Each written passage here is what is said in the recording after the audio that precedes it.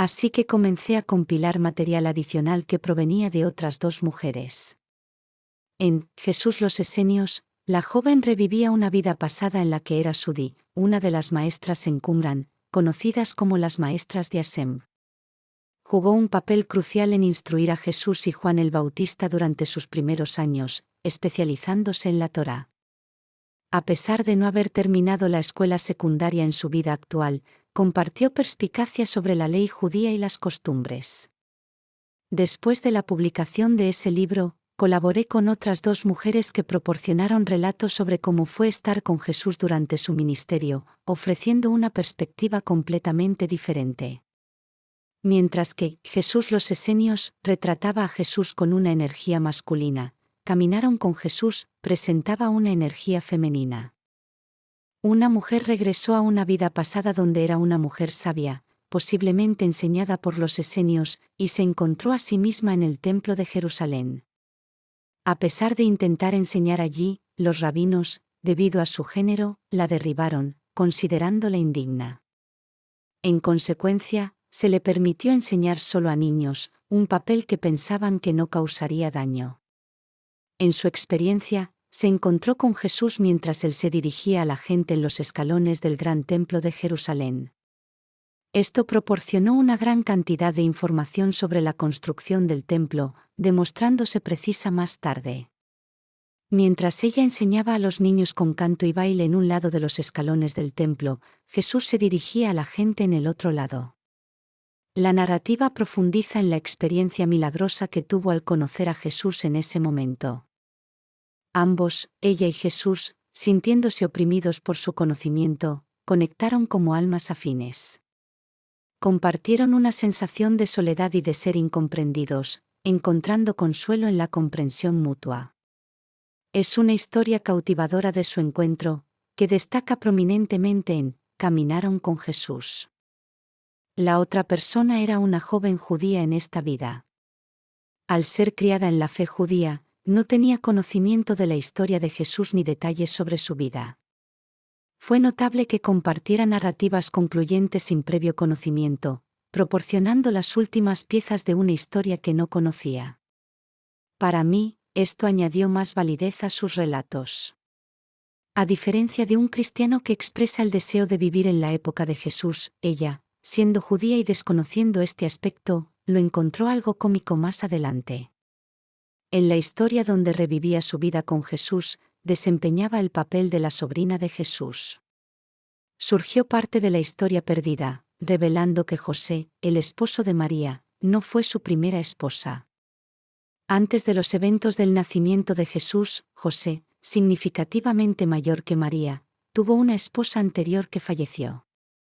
Más tarde, se casó con María y se desarrolló la historia del nacimiento de Jesús. Durante su matrimonio con la primera esposa, José tuvo un hijo llamado José, siguiendo la tradición local de nombrar al primer hijo como el padre. Este hijo, José, vivía en Jerusalén, y mientras Jesús trabajaba como carpintero, José trabajaba con metal. Los dos hermanos colaboraron en varias ocasiones, y José visitaba a Jesús en la casa de su hermano, donde vivían María y los otros hermanos.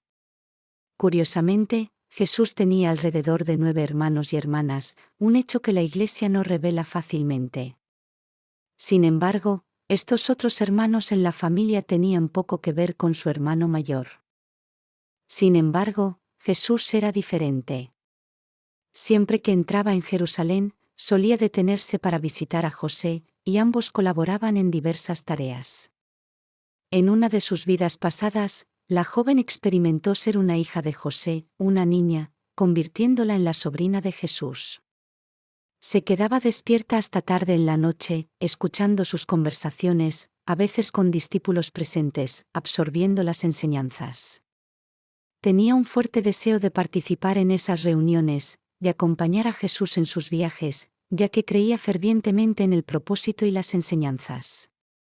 Sin embargo, las normas sociales limitaban las aspiraciones de una niña en esos tiempos, dirigiéndolas típicamente hacia el matrimonio y la maternidad. A pesar de que se hicieron planes para que se casara a la edad de 13 años, decidió en contra. No quería decepcionar a su familia, pero estaba decidida a seguir a Jesús, expresando su deseo una noche. Inicialmente, Jesús expresó que no estaba permitido para una mujer, pero al ver su sinceridad en sus ojos, discutió el asunto con su hermano, reconociendo su genuino deseo de unirse al grupo en su ministerio por el campo. La historia se vuelve profundamente conmovedora cuando Jesús decide permitir que la joven lo acompañe en sus viajes. Sin embargo, por su seguridad, le instruye que corte su cabello y se disfrace como un niño, manteniendo en secreto su relación con él cambiando su nombre. Esta decisión está motivada por la preocupación por su bienestar, ya que viajar con un grupo grande, especialmente a pueblos de leprosos, podría representar riesgos. Jesús los lleva a pueblos de leprosos, quizás intencionalmente, para evaluar su reacción. Presenciar a personas gravemente desfiguradas que sufren de lepra fue un shock profundo para cualquiera, y más aún para una niña. El estatus intocable de los leprosos en la sociedad hacía que tales encuentros fueran desafiantes. Durante sus viajes, una de las figuras clave en el grupo de Jesús era Juan, a quien se podría describir como la persona de relaciones públicas. Juan precedía a Jesús y al grupo, organizando alojamientos y lugares para sus charlas. Si había señales de peligro, redirigía su viaje a lugares más seguros. El libro revela que sus reuniones no siempre eran en casas, a veces, tenían lugar en cuevas a lo largo del lago Galilea y el río Jordán, proporcionando un amplio espacio para un gran público. Otro papel crucial fue desempeñado por Judas, a menudo incomprendido en la historia. Judas actuaba como el escriba, documentando todos los eventos y enseñanzas. A pesar de la noción común de que no se mantenían registros, Judas registraba diligentemente milagros, parábolas y otros sucesos significativos durante el ministerio de Jesús. Su papel fue fundamental para preservar el relato de las enseñanzas y acciones de Jesús. Después de que Judas se quitara la vida tras la crucifixión, el destino de los registros que mantenía meticulosamente permanece desconocido. Plantea la intrigante posibilidad de que algunas de las historias que tenemos hoy, especialmente aquellas sobre las parábolas de Jesús, podrían haberse originado en estos registros. Considerando que los libros de la Biblia fueron escritos siglos después de la muerte de Jesús, alguien como Judas, encargado de registrar los eventos en tiempo real, podría haber desempeñado un papel crucial en preservar estas enseñanzas. Es destacable que Jesús nunca condenó a Judas por su traición o acciones posteriores. Aunque Jesús era consciente de que Judas enfrentaría desafíos en la vida después de la muerte, hubo un sentido de compasión en lugar de condena. Al explorar la vida después de la muerte, profundizaré en el concepto de que el suicidio no absuelve a un individuo de sus desafíos, en cambio, deben regresar a la tierra para enfrentar y aprender de las circunstancias que llevaron a su decisión. En el enfoque práctico de Jesús en su ministerio, más allá de los discípulos y seguidores, reunió a un grupo con habilidades diversas, reminiscentes del cuerpo de paz.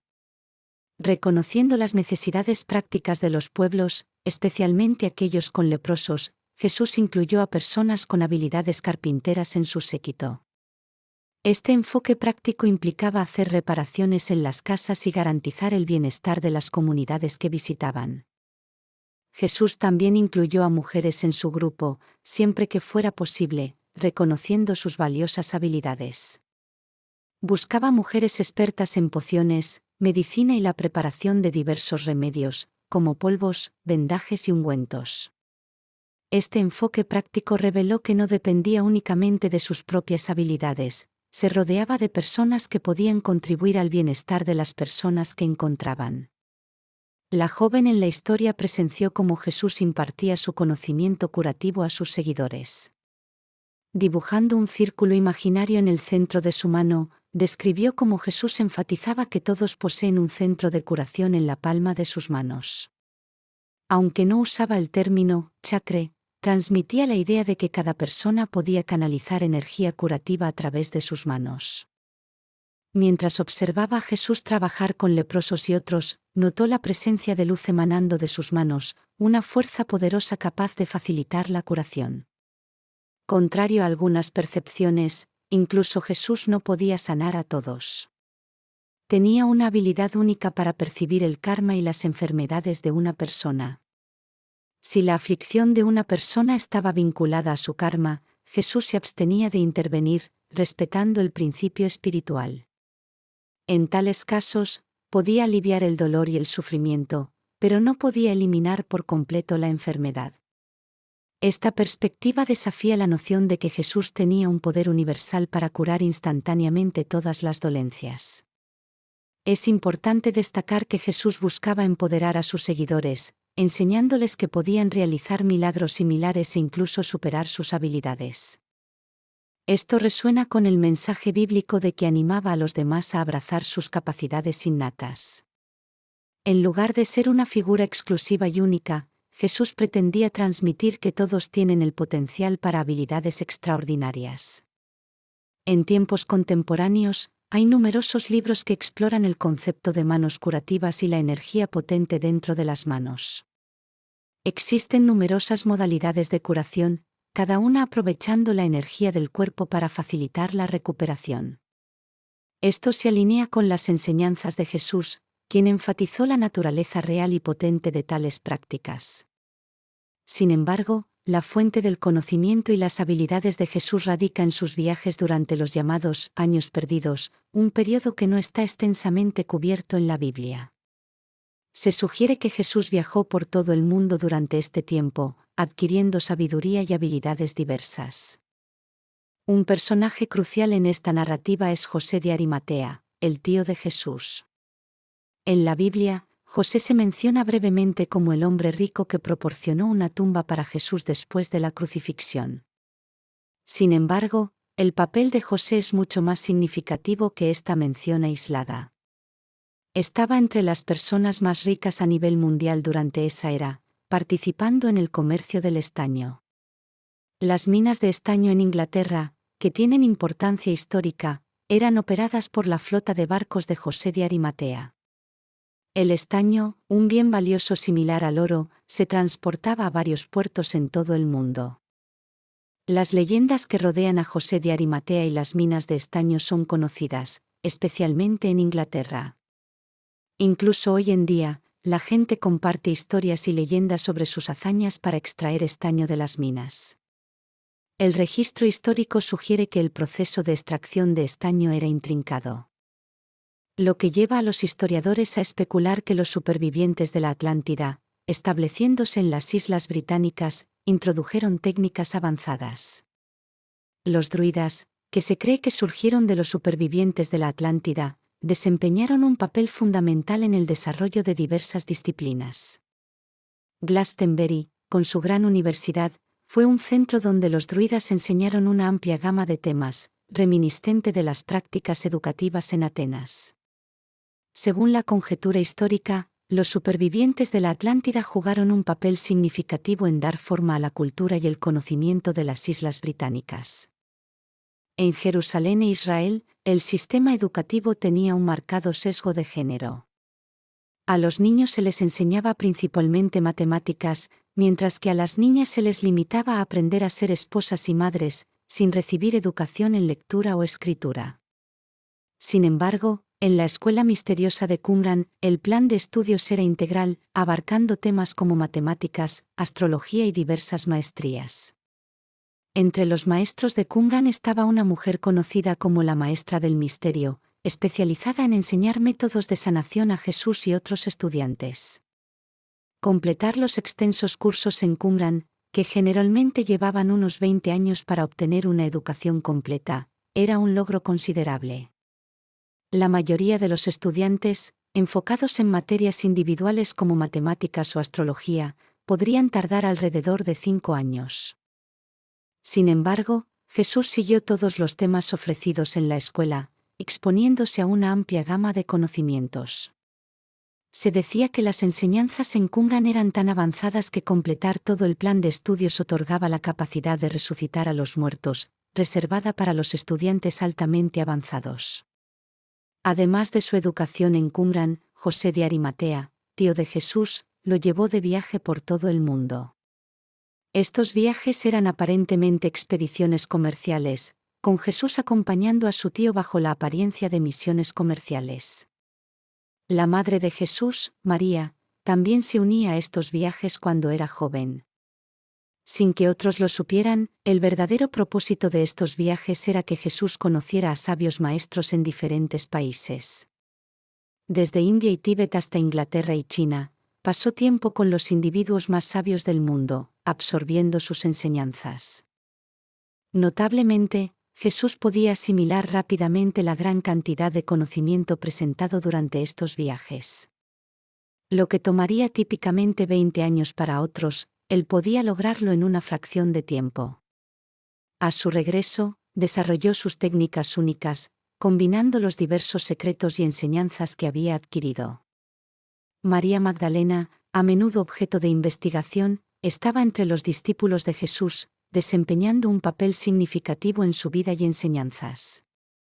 Jesús tenía más seguidoras mujeres que hombres, un alejamiento de las normas sociales de esa época, que limitaban a las mujeres de muchas maneras. Descubrió que las mujeres podían comprender sus enseñanzas más fácilmente debido a su naturaleza intuitiva, en contraste con la mentalidad práctica de los hombres. A pesar de este aspecto significativo, la Biblia ha omitido en gran medida el hecho de que Jesús tuvo numerosas discípulas y seguidoras mujeres, siendo María Magdalena una de ellas. Surgieron preguntas sobre si Jesús y María Magdalena tenían una relación romántica o estaban casados. Sin embargo, no hay evidencia que respalde la noción de una relación matrimonial, ya que Jesús creía que el matrimonio lo desviaría de su misión. Optó por permanecer soltero para dedicarse por completo a su propósito. Aunque su conexión era especial, los detalles sobre la naturaleza de su relación permanecen sin aclarar. María Magdalena, una sacerdotisa egipcia con una amplia educación en los misterios de Egipto, compartía conocimientos y comprensión metafísica similares con Jesús. Pasaron considerable tiempo juntos discutiendo estos temas profundos. El papel de María Magdalena se extendió más allá de la vida de Jesús.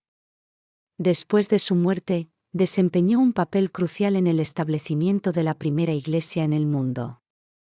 Lamentablemente, gran parte de esta información ha sido excluida o pasada por alto en la Biblia. A pesar de las evidencias de los roles significativos de las mujeres en la vida y enseñanzas de Jesús, ciertas tradiciones religiosas persisten en negar a las mujeres el acceso a roles sacerdotales, citando la ausencia de discípulas mujeres. En realidad, Jesús no diferenciaba entre hombres y mujeres en cuanto a su capacidad espiritual. En varios lugares del mundo, aprendió de mujeres y fue enseñado por ellas, incluso en Qumran, donde las mujeres servían como maestras. Sin embargo, estos aspectos a menudo se ocultan, perpetuando ciertos sesgos dentro de las instituciones religiosas. Los romanos estaban aprensivos acerca de que Jesús pudiera incitar una rebelión, temiendo que los judíos se levantaran y lo siguieran a medida que ganaba popularidad. Como resultado, fue capturado con frecuencia y llevado a las salas y túneles bajo el templo en Jerusalén, algunos de los cuales aún existen hoy. Estos túneles, junto con el sistema de agua que sobrevive de la época de Jesús, son los únicos restos del templo destruido. A pesar de numerosos intentos de torturarlo y vencerlo para que se sometiera, Jesús sobrevivió, dejando a los romanos aún más perturbados por su incapacidad para matarlo. En la Biblia se señala que él entregó voluntariamente su vida y que nadie se la quitó, enfatizando su control sobre el momento de su muerte. Después de sobrevivir a un intento de asesinato donde lo metieron en una caja y lo arrojaron por un acantilado, Jesús y sus discípulos decidieron abandonar Jerusalén, reconociendo los peligros que enfrentaba allí. Se aventuraron en el campo para continuar su ministerio, predicando sobre metafísica, meditación, sanación y difundiendo el Evangelio del amor. Este movimiento estratégico evitó a las autoridades romanas, que no estaban interesadas en perseguirlo fuera de Jerusalén, especialmente en las aldeas de leprosos. A medida que se acercaba el Domingo de Ramos, sus discípulos eran conscientes de los peligros que Jesús enfrentaba al regresar a Jerusalén, donde se habían hecho intentos previos en su contra. Jesús, sintiendo que su misión estaba concluyendo, aceptó la creciente oposición de su propio pueblo, lo que llevó a la eventual historia de su captura y crucifixión. Estas narrativas no contadas, con sus detalles absorbentes y desafíos, ofrecen una perspectiva más completa sobre la vida y enseñanzas de Jesús, presentando las piezas faltantes que podrían enriquecer el relato bíblico.